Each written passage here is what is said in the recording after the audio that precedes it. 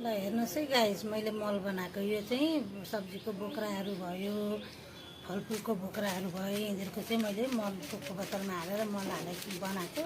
त्यसमा अलिकति सक्खर पनि हाल्नुपर्छ र यो चाहिँ 3 महिनामा मात्रै मल बनिन्छ। हेर्नु यसरी खोल्नुपर्छ अनि घरिघरि यसरी निकालेर यसको हावा पनि फालिदिँदै गर्नुपर्छ 3 महिनासम्ममा। हप्तामा एकचोटि भ्याउँदाखेरि, नभएदेखि नै सुरुमा राख्दा चाहिँ हप्तामा एकचोटि खोलिदिनु। त्यो पछाडि चाहिँ अब 15 दिनमा खोल्दै हुन्छ, नखोल्दै पनि हुन्छ। 3 महिनामा यो मल बनिन्छ। म चाहिँ यो अब साग सब्जीमा पनि अब मल हुँदैन अरू त, म यही मल अब हाल्छु अलिअलि।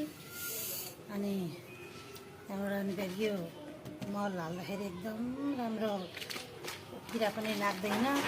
फुलमा प्लान्टमा धेरै जस्तो चाहिँ यो प्लान्टमा म हाल्छु होइन, प्लान्टमा राख्ने गरेको छु र प्लान्टमा चाहिँ म यही हाल्छु। प्लान्टमा हालेपछि यो एकदम राम्रो सप्रेको छ मेरो।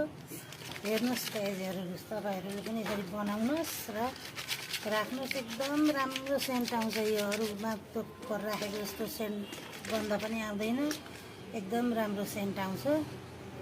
र यसरी नै बनाउनुहोस् तपाईँहरूले पनि।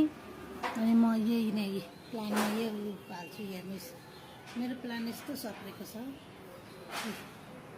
हेर्नुहोस् प्लान। म यसकै मल हाल्ने गर्छु यतातिर। मेरो प्लानहरू चाहिँ यस्तो यस्तो छ। हेर्नुहोस्, हेर्दाखेरि त अब रूप लाग्दो छ नि। अब हेर्नु, हेर्नुहोस् है। मन पर्यो भने सबैले लाइक र कमेन्ट गरिदिनु होला।